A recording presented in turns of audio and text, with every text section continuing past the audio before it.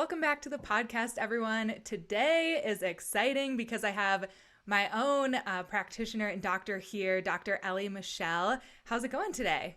It's going awesome. Thanks for having me, Caroline. Yes, thank you for taking the time out of your busy schedule to be here Yeah. and answer some questions that I get all the time and things that I hear specifically women complaining about all the time in regards to their health. So I'm really excited to dig into these topics. But before we do, introduce yourself a little bit. Like, how can everyone get to know you a little bit more, your story, how you got into naturopathic medicine? Yeah. So, as Caroline said, my name is Dr. Elly Michelle. So, I'm a licensed naturopathic doctor, and I focus a lot on women's health. That's really my main area of specialty. So, I really support women with all the health issues that women deal with today, and there's so many of them. Women are struggling a lot when it comes to all matters of the body and health. And I do have a specific focus on women who have a background of any kind of restrictive or disordered eating. I know that's very much your following an audience as well. So we have very similar, I think, probably types of women that we interact with a lot. Um, and to give you a bit of my background, so I really, what sparked my passion for a more natural, holistic, and alternative approach to health and healing is my own experience when I was very sick with an eating disorder. So in my teenage years, I was about 14, 15 when I developed anorexia. And it was a very, very severe case. I had to go to inpatient treatment. I was hospitalized at one point. I really, really suffered. And throughout that time, I saw conventionally trained medical doctors who wanted to put me on birth control when my period went away. They wanted to put me on anti-anxiety meds, antidepressant medication. And I had like a deep knowing, even at the young age that I was, or I was like 15 at the time.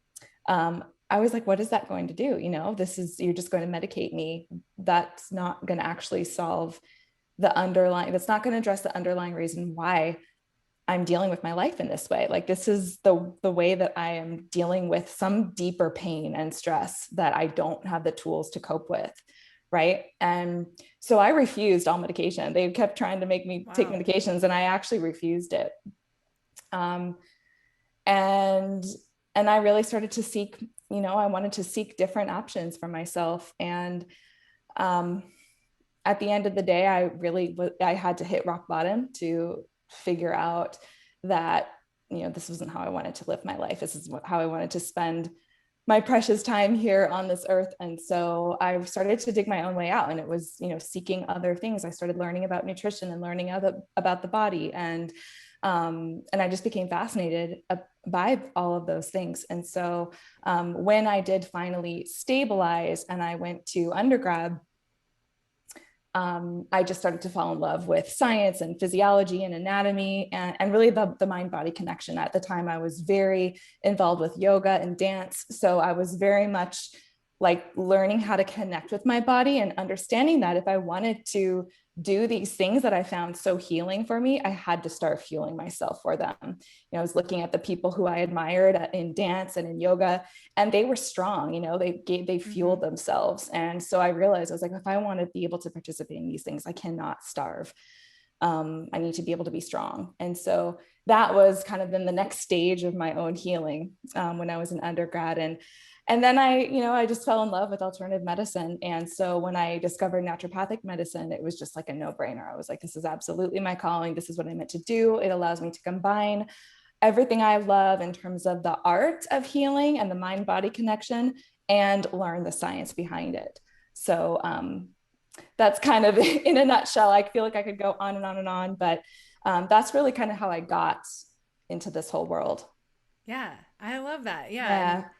I think, like you said, we work with kind of similar women in different ways, and unfortunately, it's so freaking common to have some type of conflict with food Yeah. or with how we see our bodies that I think your work is really needed today from, the medicinal side, the actual deeper layers that go beyond just what we think we see and what we are thinking in our logical minds, but really what's going on in the body that's So Hmm. helpful to understand that, to be able to take the most educated next steps.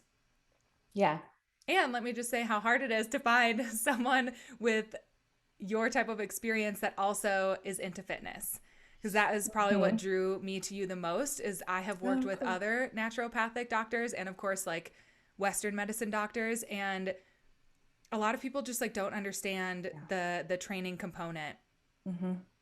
Yeah, it's so true. I completely agree with you. And that's why I really do, all within good balance, because I also don't want to promote, the over fixation Of on course. fitness, because I'm sure we're going to talk about that more today.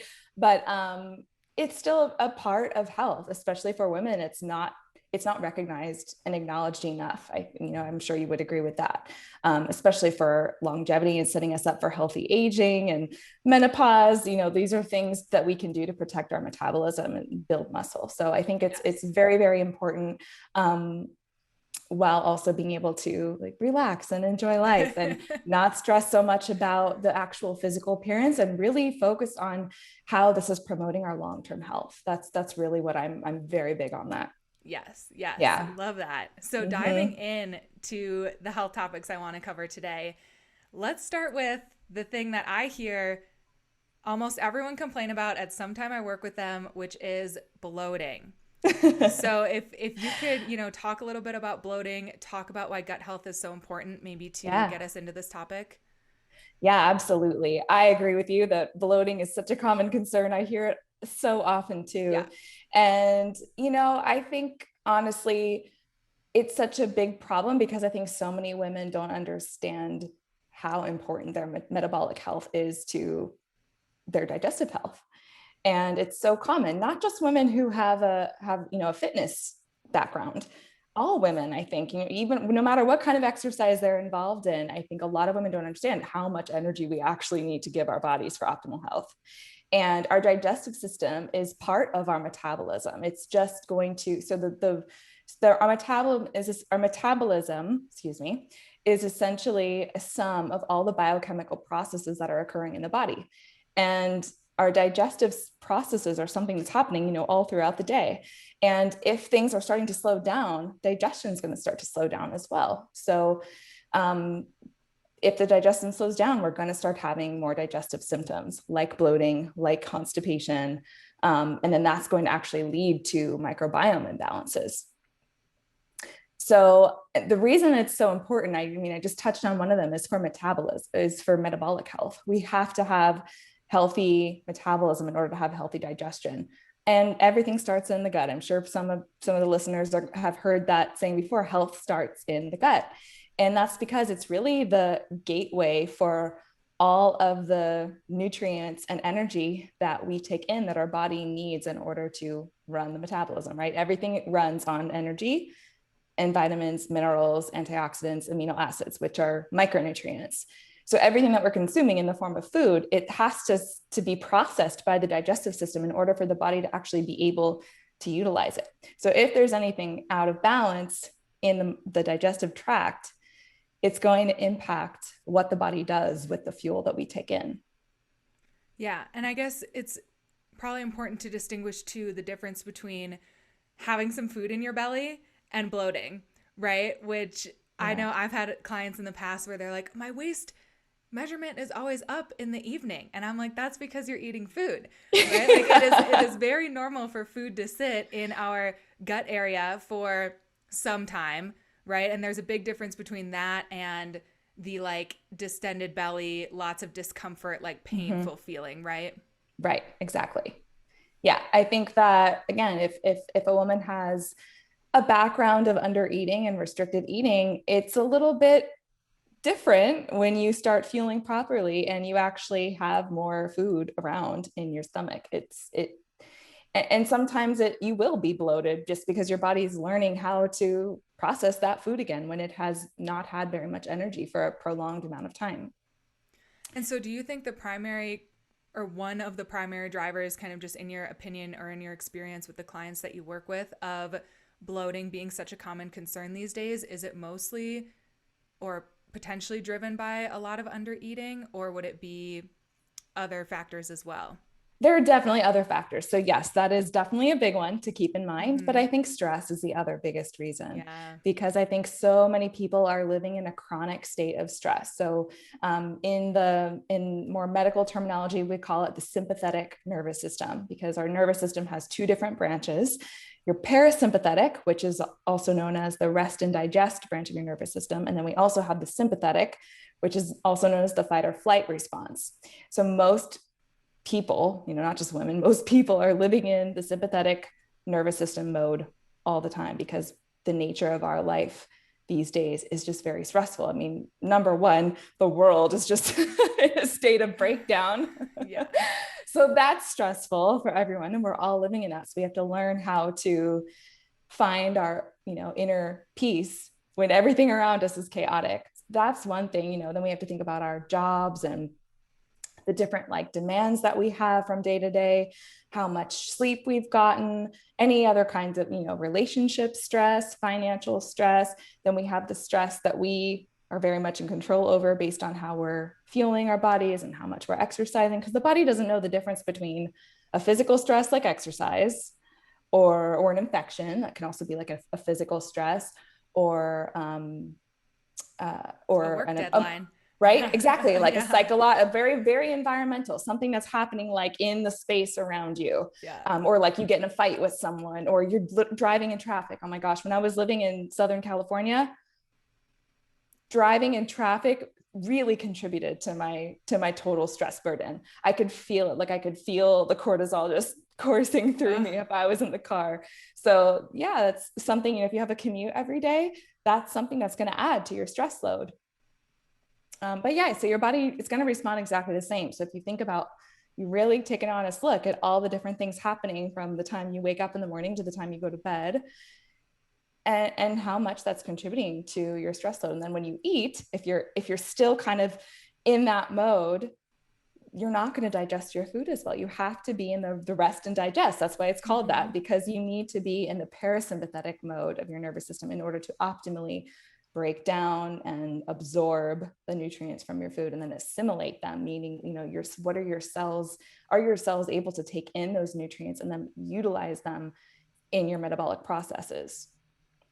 Yeah, and that's one thing you Yeah, and I have talked about, and I talk with a lot of my clients about. It's what you eat is important, but how you're eating is definitely important as well. totally. Yeah. Yeah, and you made a fantastic post on that, which was awesome for me to see, because I could tell how much you really got it. It's so true. How you eat matters. I'm sure a lot of people have heard of sleep hygiene. So all the things that we do in the evening to kind of help prepare the body to wind down and fall asleep easily. There's also eating hygiene. So like, how are you preparing your body to eat? Are you calming down, or are you eating on the go? You're eating like really in a hurried manner because you're rushing to get your meal in before the next thing you have to do. A lot of people are sitting in front of their computer and working while they eat, which is a big no-no. I know, I've done that. Still working on that I did it. sometimes. I did it a lot when I was in medical school. I did it a lot, Yeah. but now I really make a point to like separate the two. Mm-hmm. So yeah, I think stress is a huge contributing factor to that as well. Of course, there's also going to be individual differences in how you tolerate certain foods. So a lot of people have heard before, there are some foods that are known to be more pro-inflammatory. They create inflammation in the body.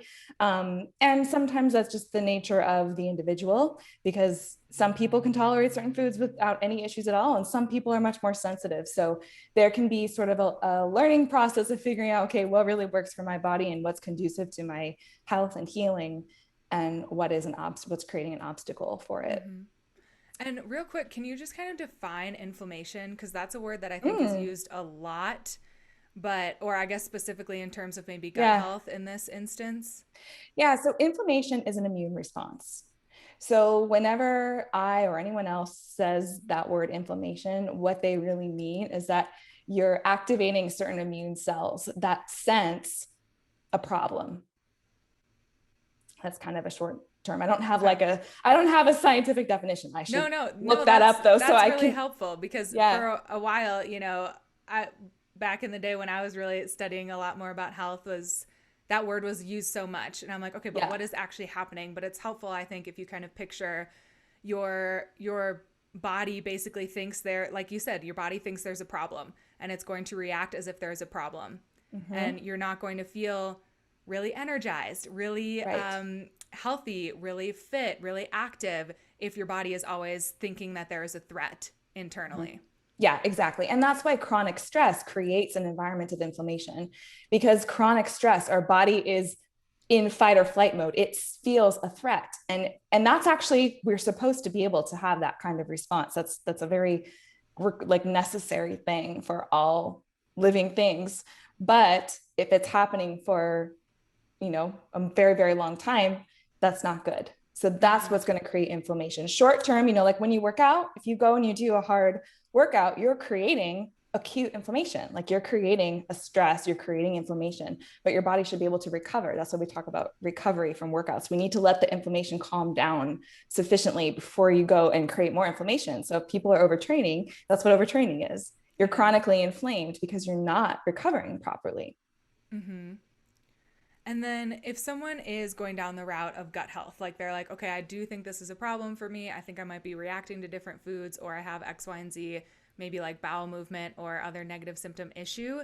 Mm-hmm. What are there any like general guidelines of what a gut healing protocol tends to look like, or timelines to expect, or anything Mm. like that? It really depends so much on the individual. It depends on the severity of their situation to begin with. Some people, it's like a little bit, like there's some imbalances. There's usually always some imbalances. Like the first time that I go in and do some digging with somebody, we find some stuff, but sometimes it's just like a little imbalance versus, okay, this could take, like at least a year. I can give you an example. Like one of my patients, she came to me with almost every single digestive symptom you can imagine. She was like in pain. She was constipated. She was having diarrhea. She was having like really significant reflux. She had to prop herself up on 3 pillows or something like that Oof. to go to sleep. And she's young. She was like 25. Um, and we really made a significant difference for her. But at the 1 year mark, she was almost completely transformed. Like she felt so much better.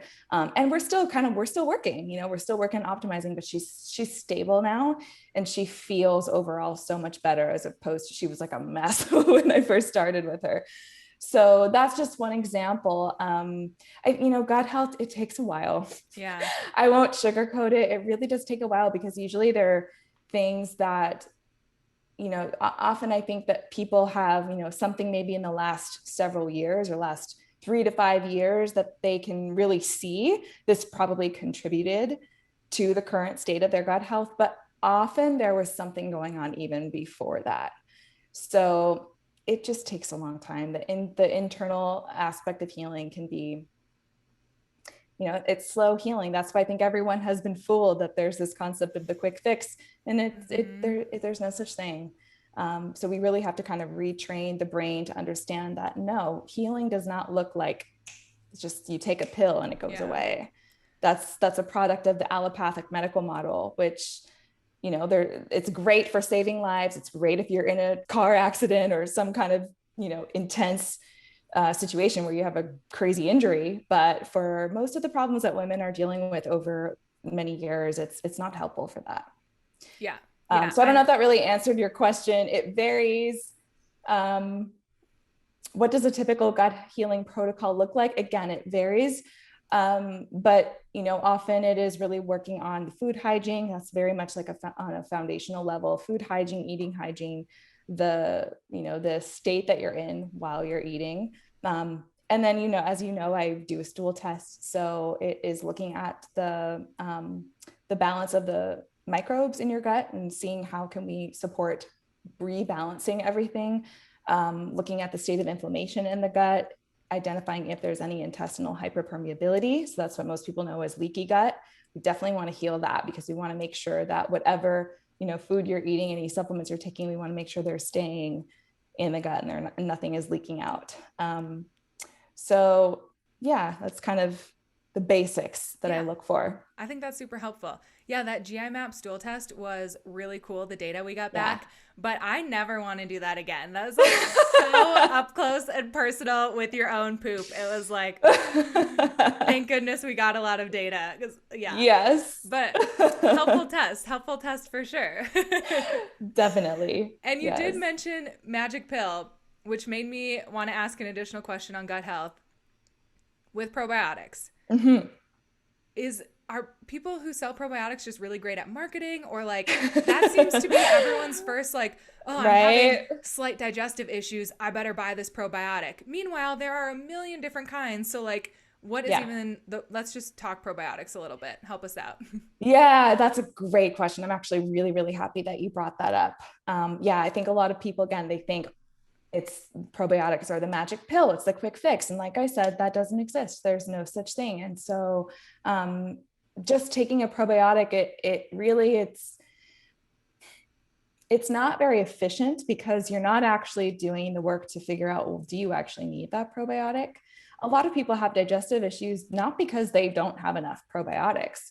It's something completely different, right? So, um, yeah, I think that people just need to understand that there's so much individual variation and there's no one size fits all. Mm-hmm. So when it comes to your own health, that probiotic might be helpful for someone, but is it actually helpful for you? And this is where the value of testing comes in, because without testing, we're just kind of pulling things out of thin air and guessing. And I really prefer not to do that, because I Mm-hmm. want people to be able to be really strategic and efficient. It's going to save them time. It's going to save them money. It's going to save them energy to actually know what's happening in their body and then have that assurance that they're on a plan that's addressing whatever's going on in their body. Mm-hmm. Yeah, definitely. Yeah. I think that's really helpful, and it's definitely an investment, but it is worthwhile if you really want to get to the root cause of something, which I know is what you're really passionate about. And Mm-hmm. with all the testing we did, like, ooh, yeah, like that was definitely expensive, but I had no idea. Like, I had some symptoms that I wanted to work with you on, but even just noticing from my blood work like things that weren't getting absorbed, that made us want to focus on the gut more, because I'm like, Mm-hmm. I eat a pretty dang good diet, I think, compared Yeah. to a lot of people, but like one of those things that we figured out was I wasn't even absorbing everything that I was eating, and it's like, oh my gosh, I'm eating quote unquote healthy, but my body isn't actually still getting what it needs. And so just being able to Mm-hmm. realize some of those things and really pinpoint, okay, here's what you need to do to move forward, is super helpful Yeah. on that note. Yeah. And also I'll add, I think, for you, and I'm sure this applies to so many other women who might be listening. Um, it's not just the supplements, you're taking the supplements, but you've made a lot of other changes too. Mm-hmm. And that all contributes to the gut healing, the reducing the total stress burden, which we were already talking about in the beginning. That's all really important for the gut to be able to heal. And then actually incorporating more nutrient dense foods instead of being stuck on more of kind of a diet kind of approach with food, or a more restrictive approach with food. That all helps provide the building blocks for optimal health and for to calm the inflammation, calm the immune system, calm down the stress response. Food even helps with that. So the supplements are part of it, and they definitely help, and they're definitely important, but it's not a replacement for doing all the other work. Mm-hmm. So I think Definitely. you're a great example of that. Thank you. Yeah, and Yeah. really, really good point. Mm-hmm. And so I'm sure the gut might come up again later, but moving on from the gut, but sticking with body systems, Yeah. I do work with a lot of women on intuitive eating, or trying to find that kind of like maintenance happy place where they're Mm-hmm. satiated and energized every day. They're kind of maintaining a physique that they really like.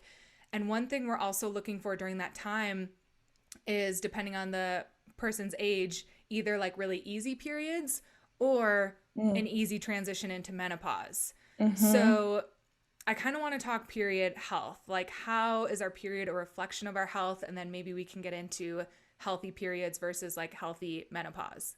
Yeah, absolutely. So yes, like you said, the period is absolutely a reflection of a woman's health. There are some women's health experts in the field who call it the fifth vital sign. Um, and yeah, it's very, very important. If you think about optimal health for a woman, an optimally healthy woman is fertile. Now, whether or not you want to have babies and have children, it's basically irrelevant. It's very important that you have optimal fertility and optimal hormonal health for longevity and for healthy aging. It protects your brain, it protects your bones, it protects your cardiovascular system. Pretty sure it's the leading cause of death in women is cardiovascular disease. And it's no coincidence that the risk goes up once we approach menopause and our estrogen levels drop. So having appropriate estrogen levels throughout our reproductive years is actually very important. It's one of the best things that we can do to prevent cardiovascular disease. Anyways,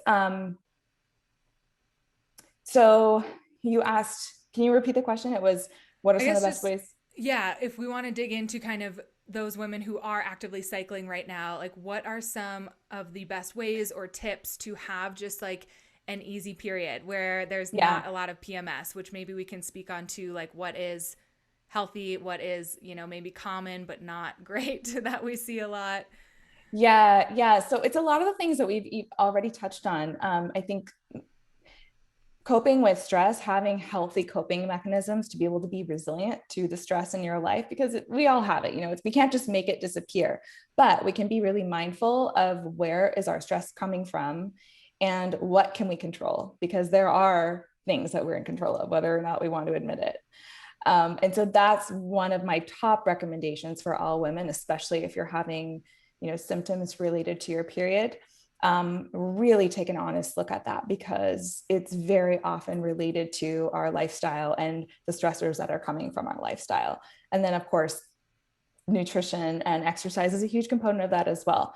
Are you creating stress and inflammation by not eating enough, by having your blood sugar be dysregulated, or by the way that you're exercising? It can be overtraining, or it can just be the way that you're training, like the types of exercises that you're choosing. That's another reason why I'm a proponent of strength training, because it tends to be less stress on the body as opposed to like more endurance styles of exercise. And that there's nothing wrong with doing that from time to time, but if that's your main form of exercise and you're doing it almost every day, it can really be hard. It's very hard on the body, especially a woman's body. So that's one important thing. Sleeping, make sure you're sleeping, at the same time every night. Don't have an erratic sleep schedule. Circadian rhythm is such a fundamental for health. Mm-hmm. So, I always say your hormones they're only responding to the environment. So whatever your hormones are doing, it's not the hormones have a problem. Your hormones are not the problem. Your hormones are just responding to everything else that you're doing. Yep. So usually if you have a hormonal symptom, you adjust something that you're doing and your hormones should respond to it. Of course, it's not always, sometimes it does require more digging. So for example, again, finding sources of inflammation. So whether that's in the gut, if the inflammation's in the gut, looking at, if someone has low thyroid function, that's another big one. Your hormones are going to respond to low thyroid function, metabolic issues, autoimmune conditions. So that's a really big one. Thyroid autoimmunity, it's called Hashimoto's. Mm-hmm. So that is a big one that can affect your periods as well. So there can be some deeper imbalances or issues, sources of inflammation in the body that need to be addressed in order for the hormones to rebalance and for you to not have so many symptoms. But I think lifestyle is so much more powerful and impactful than most people give it credit for. Yeah. And here is maybe one shortcut, which you can correct me if I'm wrong, but kind of like you said, like your hormones are not the problem. They're kind of telling you that there is a problem. So if Exactly. you already know my period is a little bit off, Mm-hmm. you can make changes just Mm-hmm. based off that, right? Which, Yes. is kind of a shortcut, but not Yes. really. But you do have the power to evaluate, like, okay, what am I actually doing that is causing so much stress on my body that my Mm-hmm. body doesn't believe it is safe to procreate, even though if that's Yeah. not what you want, but basically like safe to be able to Yeah. bring new life in, because we are women and that is a role for us. Yeah. You really nailed it. I think that was a beautiful way of explaining it. Your hormones they're the ones that are telling you that there's a problem. Mm-hmm. Yeah. So like, it's just a symptom. The hormones are just the symptom. It's not the actual problem. Yeah. Yeah. That's super Yeah. helpful to A lot of know. women are quick to just blame, oh, my hormones are messed up. There's something wrong with them. Not at all. They're doing exactly what they're supposed to be doing. Mm-hmm. They're keeping you safe when it's not a safe environment to reproduce. Mm-hmm. Totally.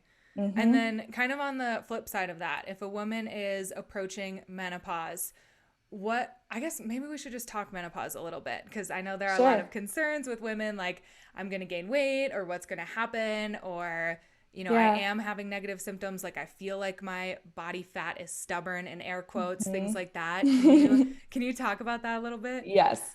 So everything that women do in their 20s, their 30s, and their 40s is going to set them up for whatever happens in menopause. So the number one thing is make sure that you are taking the best care of yourself that you can and addressing any health, any kind of, even if they seem small, like addressing any of those sort of little things that you're noticing when you're younger. So the big things to set you up for having the best experience in, once you approach menopause, are the same things that I talk about with women who are in their 20s and 30s and early 40s. So number one, supporting your body with stress. So coping with stress, having healthy coping mechanisms, decreasing the sources of stress that you can control. Managing blood sugar, that's a big one. I think a lot of women are, they're skipping breakfast, and then they're doing the whole intermittent fasting thing, and then not eating until later in the day, and then they're very hungry, so then they're eating a lot later in the day, or they're just not eating enough to begin with, so their blood sugar is kind of doing this roller coaster, or maybe they're eating, they're eating enough carbs but not enough protein. I think that's a pattern that a lot of women tend to get into. It's like they want to just eat salad, salad or smoothies, or they're doing like a juice cleanse, or they're just having all this juice. So they're doing these things that they think are healthy, but they're actually not getting that much protein. So their blood sugar is still riding a roller coaster. That's a really important one. And supporting their liver. So supporting detoxification, because your hormones are always, they're going to be responding to how well or not well is your body detoxifying. And that's a huge, huge important thing to consider in the modern world that we live in, where there's toxic exposures literally everywhere. And so, yeah, that's a huge one, is supporting liver biotransformation. Real quickly, like, what are some things that people can just do maybe at home? Because, like, when I think of my own toxin exposure and things that I do, like, I Yeah, feel like there are a couple easy things you can just do in your daily life, right? definitely filtering your water. Don't drink the tap water. It is full of contaminants.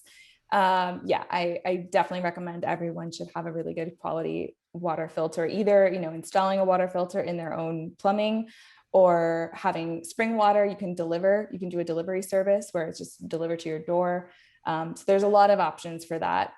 Also, I do recommend people install a shower filter, which is super easy to do. An air purifier is another one that I recommend. Having something so that you're making sure that the air that you're breathing in your home, especially in the bedroom, because you're spending, about 8 hours, if not more, in that room while you're sleeping. So I think that's a really important thing to do. And then just, looking at reducing plastic, it's a big one. Mm-hmm. So changing your Tupperware to glass. I really love, have you seen stasher bags? Yes. Yeah, I use Yeah. those. So I use those too. Yeah. Mm-hmm. So instead of plastic, they're great for like if you're going hiking or you're doing Yeah. something where you want to pack something but it does not bring an actual glass Tupperware with you because it's Right. heavy. Yeah. Or So like or a and beeswax wrap. I use that yeah. too instead of plastic wrap. Mm-hmm. Mm-hmm. That works really Yeah. well. Yeah, absolutely. So those are really great. Looking at your personal care products, what's the makeup Yes. makeup that you're using, the stuff you put on your body. A lot of people are very conscious about eating organic and having a healthy diet, but what you're putting on your body, it's getting absorbed right through your skin. Your skin Mm-hmm. absorbs everything and it goes right into your bloodstream. So that's a huge source of exposure for so many people. You really have to work hard. Even like if you go into Whole Foods or like a natural food store, even a lot of the natural products, they still have like fragrance, because fragrance is usually toxic unless they state on the bottle that it's sourced solely from essential oils. Mm-hmm. But usually fragrance is a chemical. Would nail polish fall into that category?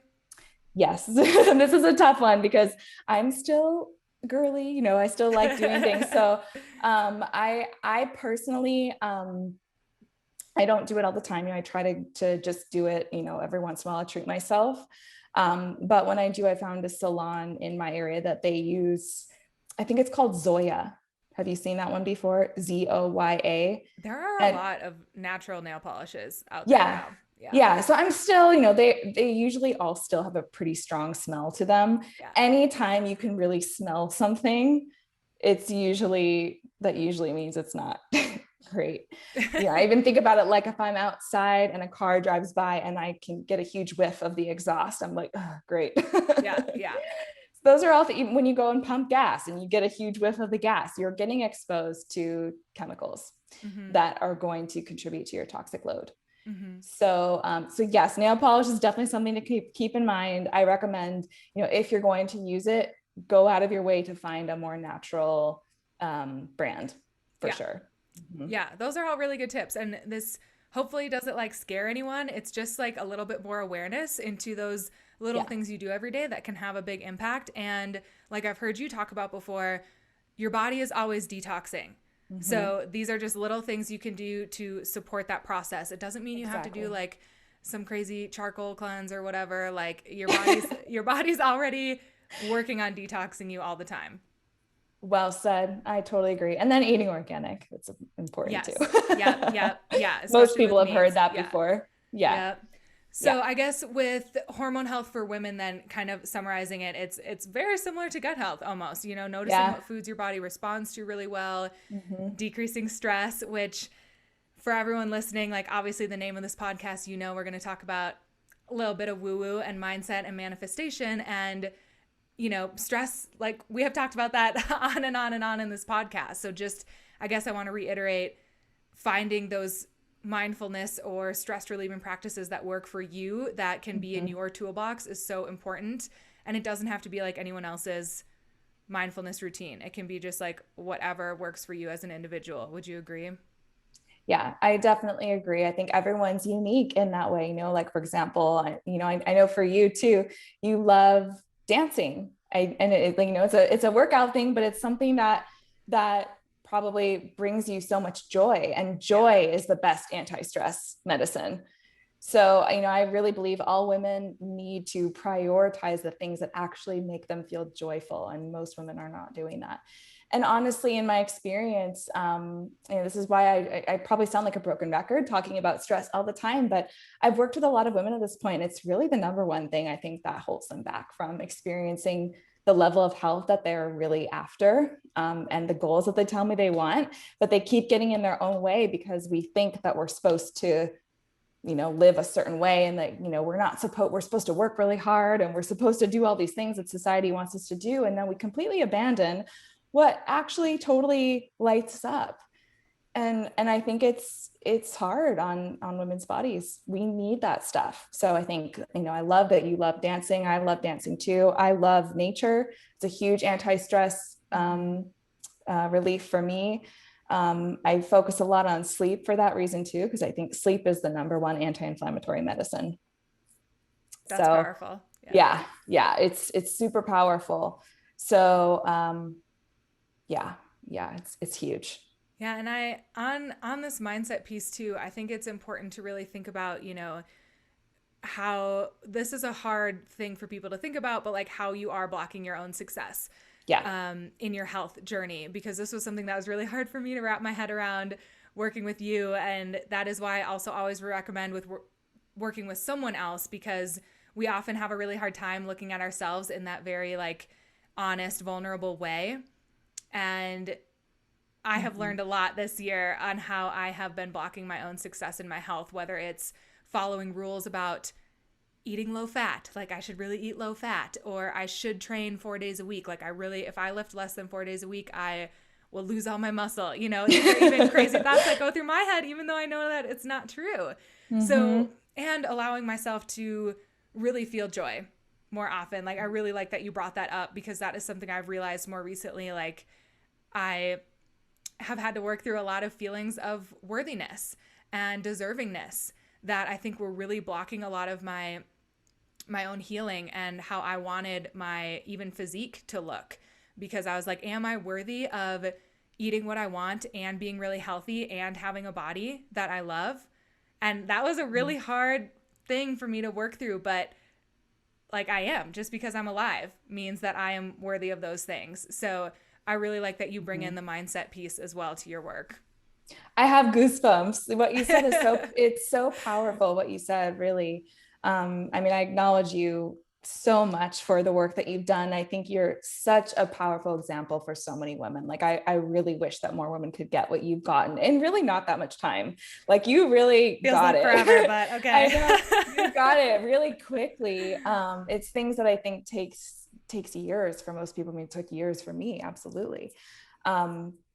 So yeah, I love what you said, that it's so important that we get really, really vulnerable with our own selves and actually look at this, again, with the stress, like, how are we creating our own stress? A lot of women think they're like, oh, I don't have that much stress, like my job, everything's going great, everything is going really well, but they're so hard on themselves and they're so critical of their bodies and their appearance, or they're just, whatever they do, it's not enough, and that's all your own stuff. So becoming aware of that and actually doing the work to shift that is so key for any woman who has health concerns and, wants to take her health to the next level. That is huge. I really, really, really, I can't emphasize that enough. Yeah.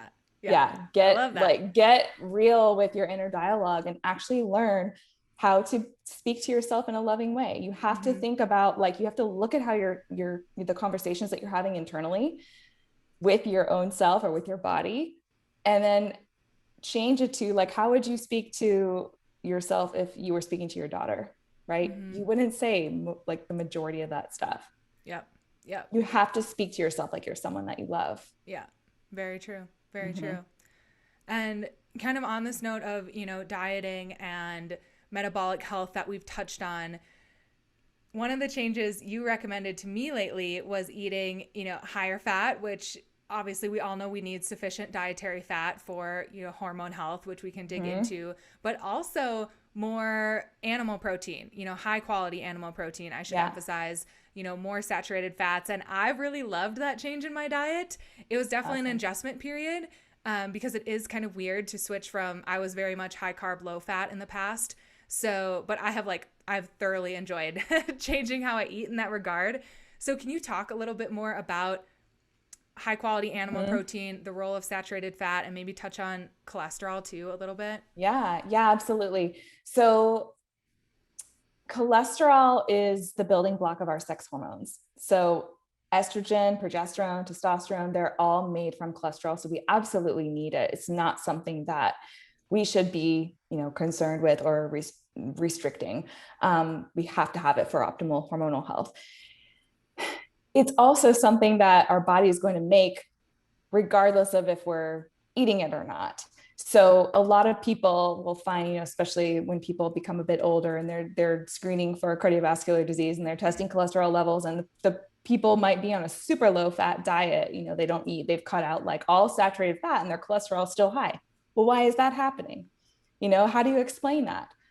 Because it's not just about your fat intake. When cholesterol levels go up on blood work, there's more to it than that. So going back to metabolic health, your liver is responsible for, if your thyroid is sluggish, right? Your thyroid function is low, everything is going to slow down. That's going to include your liver detoxification, but the liver does other things too. So one of liver's jobs is to make cholesterol. So the cholesterol that's in your system, if your thyroid is not functioning at a proper pace, it's going to affect the cholesterol that's in your blood. So things will start to build up because your liver can't process things as quickly. So it is a really good marker for metabolic health and metabolic function when cholesterol is high. So that's actually one of the reasons why I test cholesterol levels in my patients and my clients. It's not really because I'm worried about cardiovascular disease. it's a marker for me of the health of their metabolism. Right. Um, so yeah, what does that answer your So, question? What yeah, else did you want to totally. know about that? That's super helpful for cholesterol information. And then, as far as animal protein, like getting quality animal protein, Mm-hmm. what role does that play, specifically in, metabolism, Mm, physique, fitness? yeah. Well, number one, protein. Mm-hmm. It is the building block of our body. Like everything in the body is built from protein almost. Some things require fat, like our cell membranes. That's actually another role of cholesterol, is to maintain the health of our cellular membranes. But everything else, our hair, our skin, our nails, our muscle tissue, our immune cells, our neurotransmitters in the brain, that's all protein. And then, of course, amino acids are also utilized in biochemical processes. So it is so important. And I focus a lot on red meat and fattier meats and just a variety of different animal protein, because that's where the micronutrients are.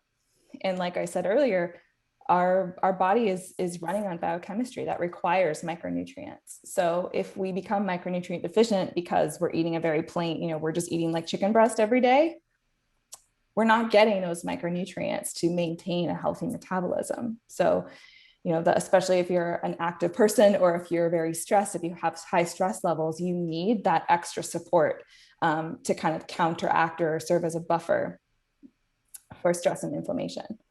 Okay.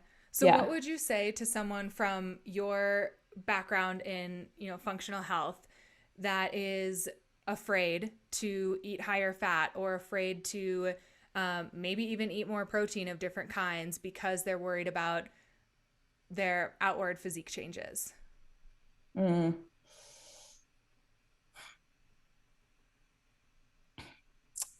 That's super tough. I think it really depends on what their goals are. Yeah.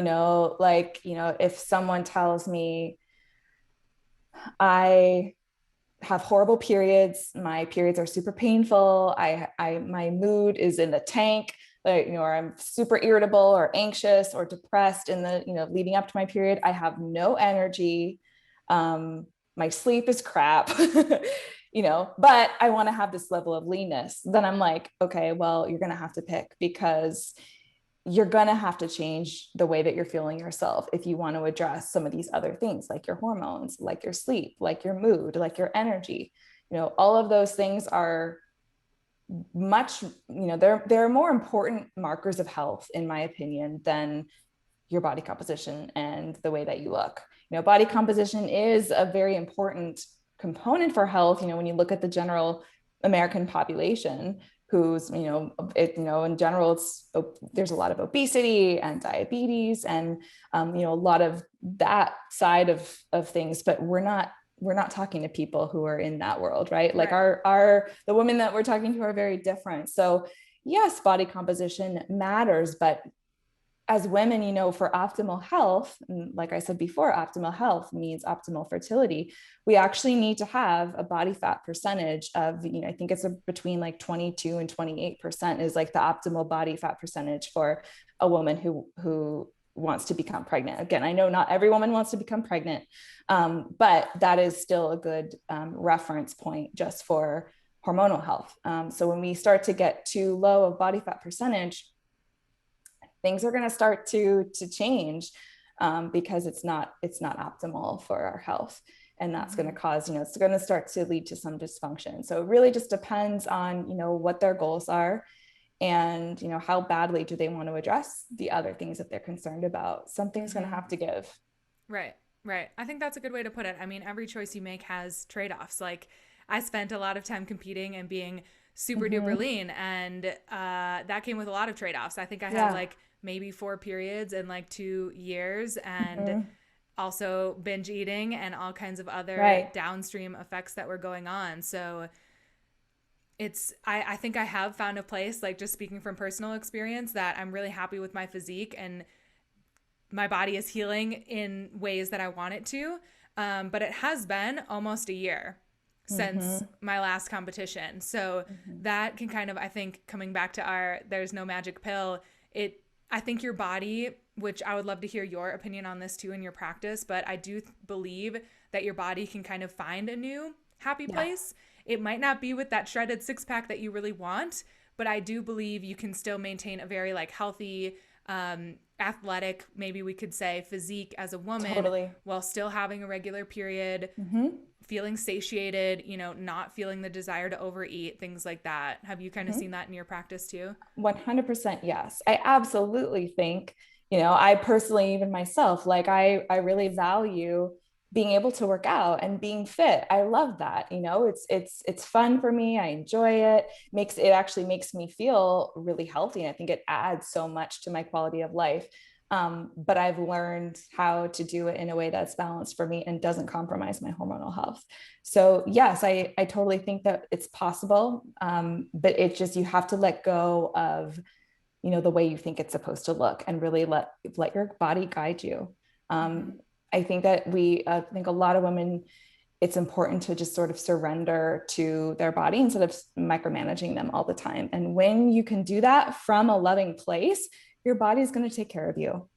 You know, it doesn't want you to be, you know, it only wants you to be healthy, you know, and healthy does not mean super lean, underweight. And it doesn't mean, you know, overweight either. It's really just, you know, trust that your body is only going to do what it needs to do to make you the healthiest version of you possible.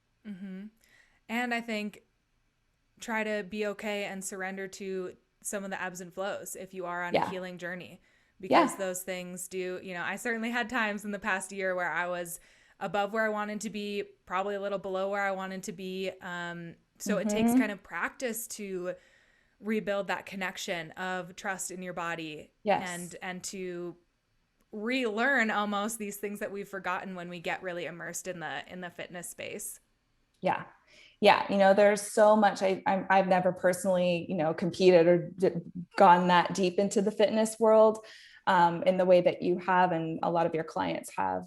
But you know, you're not the only person I've worked with who has that background. So I do know that, you know, there's such a emphasis on like measuring and tracking and everything, you know, taking your own measurements and it's so easy to just get, you know, very fixated and focused on that kind of thing. So I think it's really important to really take a step back from that and just sort of let your body do its thing and surrender to it and like, let it be and not attach so much to, you know, you're so much more than just a body. You're so much more than that. And to really focus on these other markers of health, like that we've touched on, you know, like your period, what's your period doing, and your digestion and your energy and your sleep and libido. That's another big one. Bowel movement. So there's all these other things that you can really pay attention to and focus on that are not so aesthetic. Yeah. And that's, you know, this is such a beautiful podcast because I feel like that's a great kind of emphasis on the bridge that I'm trying to create here with macros, muscle, and manifestation. And I love it. There are those in between areas where you can find health and find the physique that you love and embrace too. So I think that's the perfect place to end. Even though I've got like 20 more questions for you, maybe we'll do another. Yes, I'd love to. But before we sign off, please share, you know, where people can find you, where can they learn more about how to work with you? Yeah. So I am active on Instagram. It's dr.ellymichelle. And then my website is just drellymichelle.com. Perfect. So and to work with me, I have a form you can fill out. You can either get it on my website or in the link on my Instagram profile. There's a form you can fill out if you're interested in applying. Yes. So, yeah. Dr. Elly shares great content for us fitness ladies. So definitely go give her a follow. Check her out. Thank you so much for being here today. Oh, thank you so much for having me. It was so fun. Awesome. Yeah. If you guys love this episode, share it to your story, tag us, and we'll talk to you next time. Yeah. Awesome. Thank you.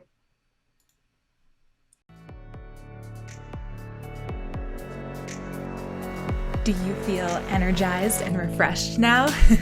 I hope this episode gave you a little boost to get out there and start manifesting your fittest, healthiest life. If you loved it, please help me out by writing a review and sharing this episode to your story. And seriously, just thank you so much for being here. For daily updates of what I've got going on and to connect further, be sure to follow me on Instagram and head over to ccowellness.com to learn more about my one-on-one coaching and find additional resources there, including my Goddess's Guide to Macros ebook, plus a few freebies. And remember, you are strong, you are capable of achieving anything you desire, and you are worthy of all your wildest dreams.